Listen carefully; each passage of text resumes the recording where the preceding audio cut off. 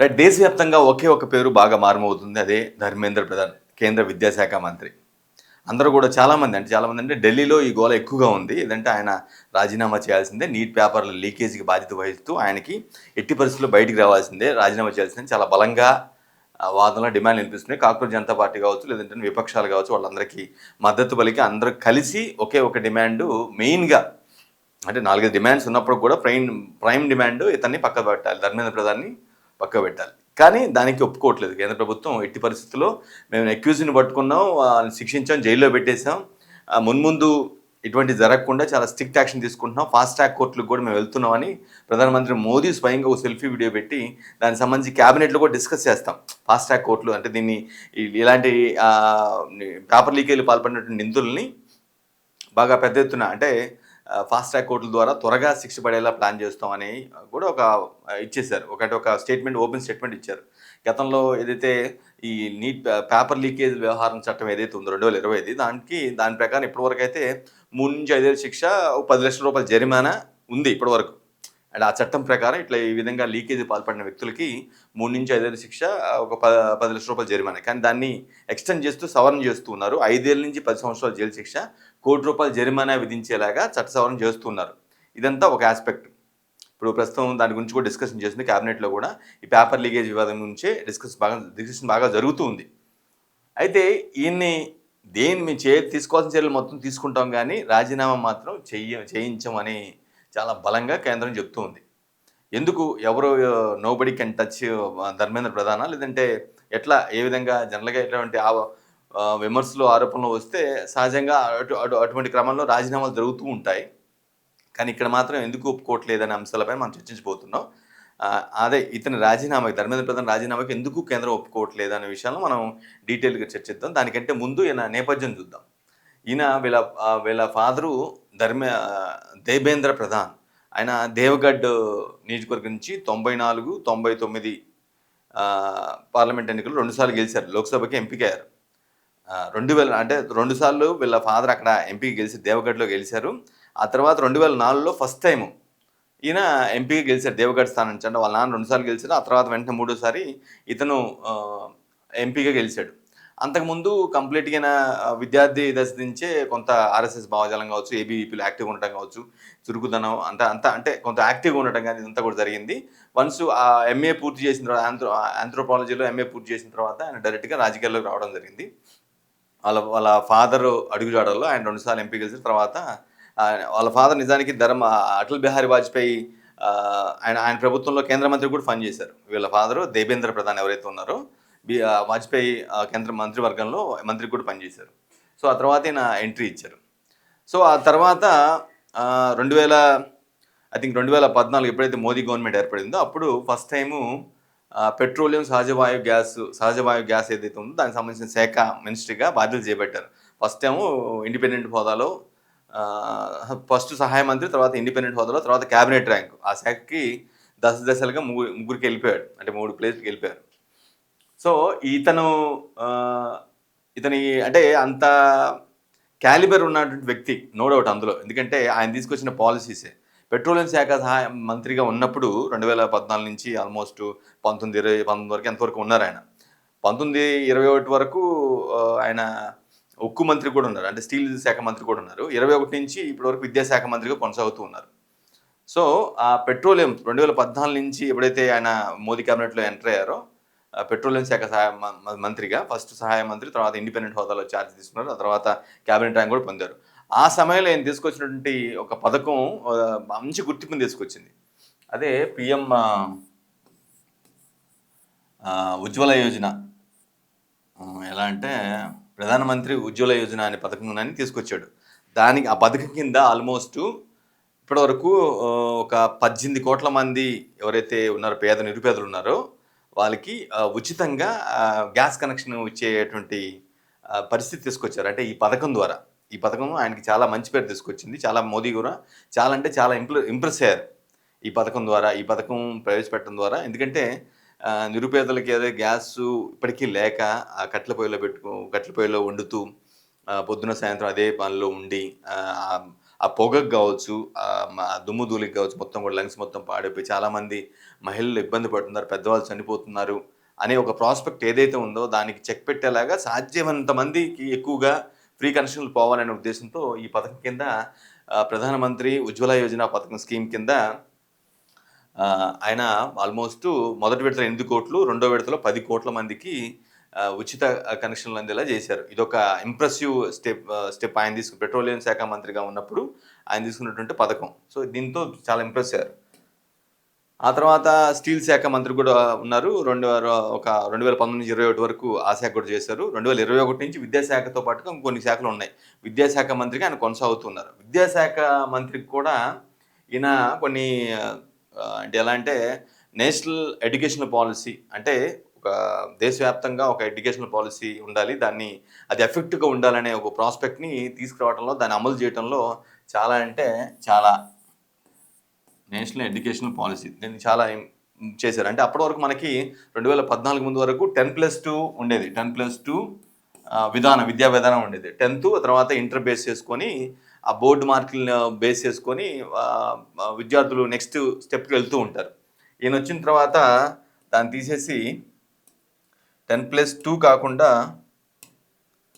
ఏంటి 10+2 ప్లేస్లో ఈయన ఏం తీసుకొచ్చారంటే 5+3+3+4 ఈ విద్యా విధానం తీసుకొచ్చారు. అంటే ఏం చేసిన దాని ప్రకారం ఇక్కడ ఏంటంటే కేవలం ఈ విధానం ఓల్డ్ పాలసీలో కేవలం బోర్డు పరీక్షలను బేస్ చేసుకొని మాత్రమే ఆ విద్యార్థుల యొక్క కెరీర్ ఆధారపడి ఉంటుంది. అంటే ఇప్పుడు 10th వరకు ఉందనుకోండి, 10th చివరిలో జరిగే బోర్డు ఎగ్జామ్స్ ఏదో ఉంటే వాటినే బేస్, ఇంటర్ కూడా అంతే, ఇంటర్ బోర్డు చేసే ఆ ఎగ్జామ్స్ బేస్ పెట్టుకుని ఉంటుంది. ఇక్కడ అలా కాదు, ఇక్కడ ఆప్షన్స్ వైజ్గా ఇచ్చారు. ఎలా అంటే ఓన్లీ పిల్లలు దానికే పరిమితం కాకుండా, అంటే ఆ బోర్డు పరీక్షలకే దానికి మాత్రం బేస్ అయ్యి కాకుండా స్కిల్ డెవలప్ బేస్ మీద, ఆటల నైపుణ్యం మీద, అంటే క్రీడల నేపథ్యం కావచ్చు, అంటే ఆ బేస్ కూడా వాళ్ళకి అలవాటు పడుతుంది. అంటే స్టూడెంట్ లైఫ్లో వాటికి కూడా అంటే బౌండెడ్గా ఒకే విధానం కాకుండా కొంత వాళ్ళకి ఏదైతే ఇంట్రెస్ట్ ఉంటాయో, అంటే కొందరికి క్రీడల పట్ల అవకాశం ఉంటుంది, కొంతమంది సైన్స్ పట్ల విద్యార్థులకి కొంత ఆసక్తి ఉంటుంది. అసలు ఆ విధంగా ఆ ప్రాక్టికల్స్ మీద బేస్ అయ్యేలాగా అట్లా కొంత విద్యా విధానంలో చేంజెస్ తీసుకొచ్చారనమాట. అంటే ఇప్పుడు గ్రూప్తో సంబంధం లేకుండా వాళ్ళకి నచ్చిన సబ్జెక్ట్ని కూడా మనం యాడ్ చేసుకునేలాగా విద్యార్థులకి, కొంతమందికి సపోజ్ హిస్టరీ ఇష్టం, ఈవెన్ వాళ్ళు తీసుకున్నది గ్రూపు బైపీసీ ఏదో అయినప్పుడు కూడా వాళ్ళకి హిస్టరీయో ఇంకేదో ఇష్టం అనుకోండి, అది కూడా యాడ్ చేసుకునేలాగా గ్రూపులతో సంబంధం లేకుండా ఆ పాలసీ, అంటే ఆయన తీసుకొచ్చినట్టు 5+3+3+4 విద్యా విధానంలో ఆ ప్రాస్పెక్ట్ కూడా ఉంది. ఓవరాల్గా ఏంటంటే ఏడాది మొత్తం కూడా విద్యార్థుల నైపుణ్యాన్ని బట్టి కూడా వారి యొక్క స్టాండర్డ్నెస్ మనం అంచనా వేయొచ్చు అనే లైన్ కొత్త విధానం ప్రకారం. కేవలం ఆ బోర్డు పరీక్షల నేపథ్యం లాస్ట్లో జరిగే ఆ పరీక్షలనే బేస్ చేసుకొని వారి యొక్క ఎబిలిటీని అంచనా వేయకుండా ఇలా ఈ పద్ధతి ద్వారా వాళ్ళు చేసేటువంటి వాళ్ళు పెంచుకున్నట్టు స్కిల్ కావచ్చు, వాళ్ళకి క్రీడల పట్ల వాళ్ళకు ఉన్నటువంటి మక్కువ కావచ్చు, లేదంటే సైన్స్ పట్ల సబ్జెక్ట్ పట్ల వాళ్ళకు ఉన్నటువంటి ఒక్కొక్క సబ్జెక్ట్ పట్ల వాళ్ళకు ఉన్నటువంటి ఇంట్రెస్ట్ని బట్టి కూడా ముందుకు వెళ్లాల్సిన అవసరం ఉందనే పాయింట్ని తీసుకొచ్చారు. సో ఇది కూడా కొంత ఇంప్రెస్ అయ్యారు, నో డౌట్. అందులో అఫ్కోర్స్ నీట్ పేపర్ వరుసగా లీక్ అవ్వటం వల్ల, ఆల్మోస్ట్ 6-7 సార్లు లీక్ అవ్వటం వల్ల పెద్ద ఎత్తున విమర్శలు వచ్చి ఇటువంటి పరిస్థితికి వచ్చాడు. కానీ అప్ టు పెట్రోలియం శాఖ మంత్రిగా ఆయన తీసుకొచ్చినటువంటి ఉజ్వల యోజన పథకం చాలా ఇంప్రెసివ్.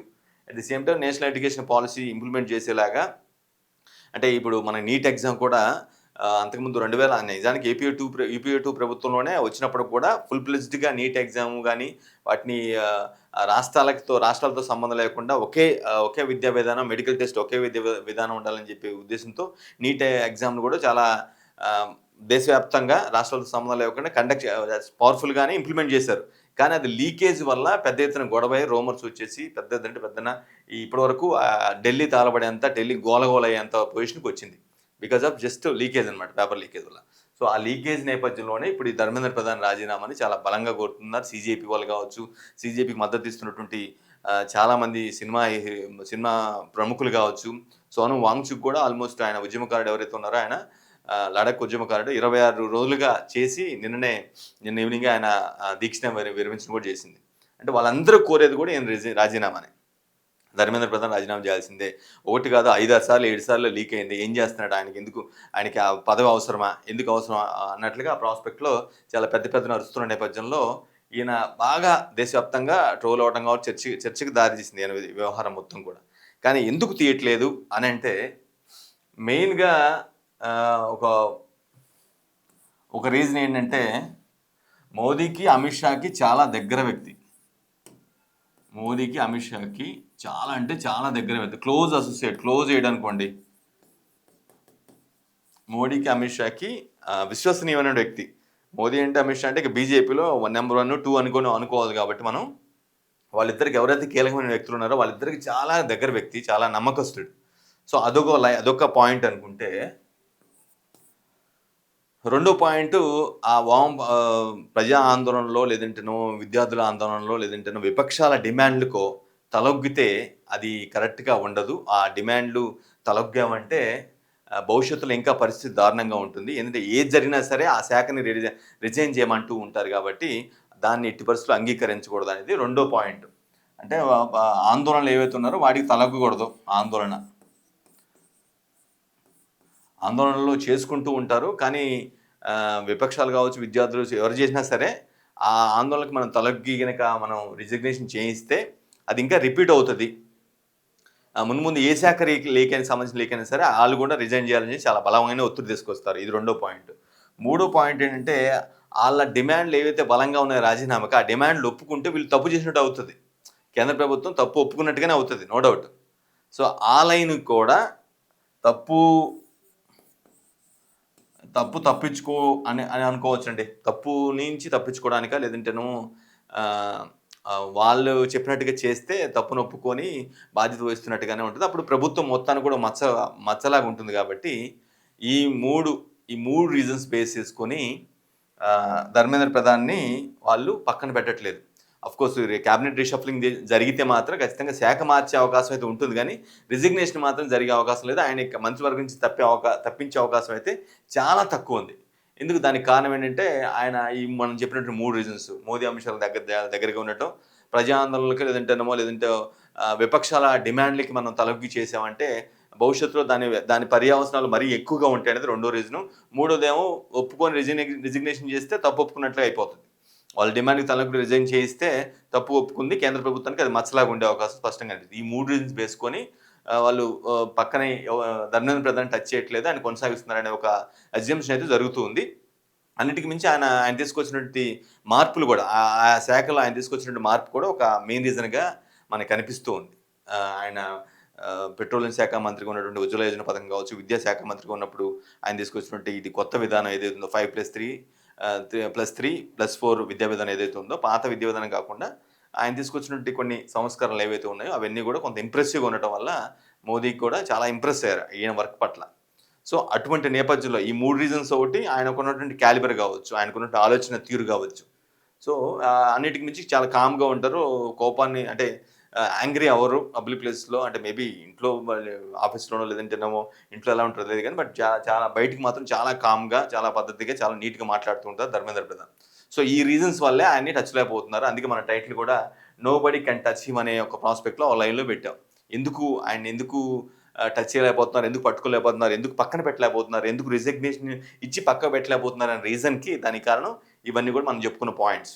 అది ధర్మేంద్ర ప్రధాన్ని ఇంకా స్టిల్ కొనసాగడానికి కారణం కావచ్చు. ఇంకా కేంద్ర పెద్దల మద్దతుతో ఎప్పట్లానే ఉంటున్న పరిస్థితికి కారణం ఏంటంటే ఇక మనం చెప్పుకున్న రీజన్స్ అది.